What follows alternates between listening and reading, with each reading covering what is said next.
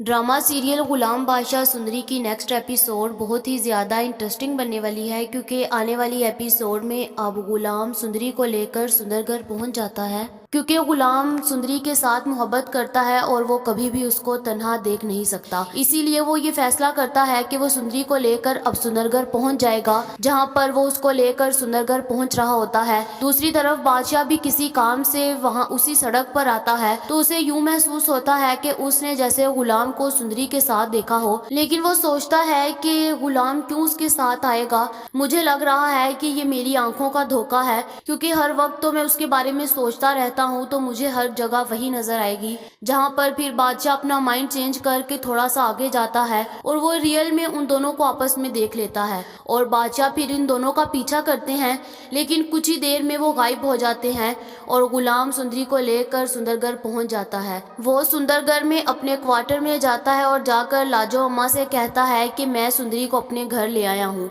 लाजो अम्मा जैसे ही देखती है कि ये तो वही लड़की है जिसको उस दिन जहादाद ने निकाला था, तो वो उसके साथ बहुत गुस्सा होती है और कहती है कि गुलाम तुम्हें क्या ज़रूरत थी इसको लेकर आने की, तुम्हें पता तो है जहादाद कितना गुस्से होता है। जहाँ पर गुलाम कहता है कि अम्मा मैं इससे मोहब्बत करता हूँ और मैं इसको कभी तन्हा नहीं छोड़ सकता। जहाँ पर जैसे ही लाजो को ये पता चलता है कि उसका बेटा इसको पसंद करता है, तो वो बहुत ज़्यादा खुश होती है। चलो अल्लाह ने उसको बेटी नहीं दी तो इसको एक ये बेटी ही मिल गई। जहाँ पर सुंदरी भी खुश होती है कि उसे माँ का प्यार तो कभी नहीं मिल पाया, चलो अब इसको माँ का प्यार भी मिल जाएगा।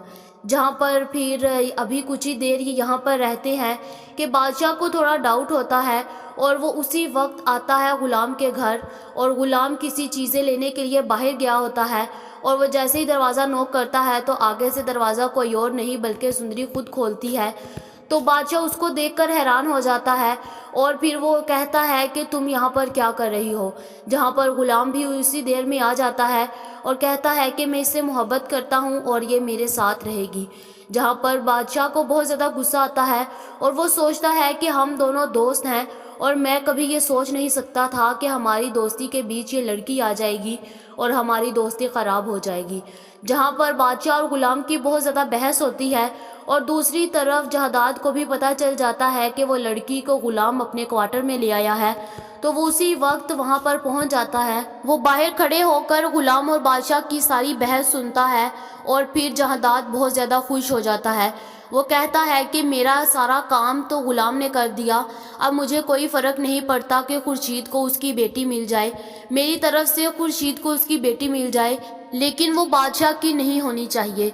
जहाँ पर फिर ये दोनों बहस कर रहे होते हैं और जहादाद भी वहाँ से चला जाता है और कहता है कि मुझे कोई परवाह नहीं कि गुलाम इसके साथ शादी करे या ना करे, बस वो हमारे घर में नहीं आनी चाहिए। जहाँ पर वो ये बात कर देता है और वहाँ से चुप करके चला जाता है। जहाँ पर अब क्या खुर्शीद को उसकी बेटी मिल सकेगी, क्या गुलाम और बादशाह की दोस्ती ख़राब होगी, ये तो हमारी प्रिडिक्शन थी। आप लोगों का इस बारे में क्या ख्याल है, कमेंट करके ज़रूर बताएं। ऐसी और वीडियोज़ देखने के लिए हमारे चैनल को सब्सक्राइब करना मत भूलिएगा।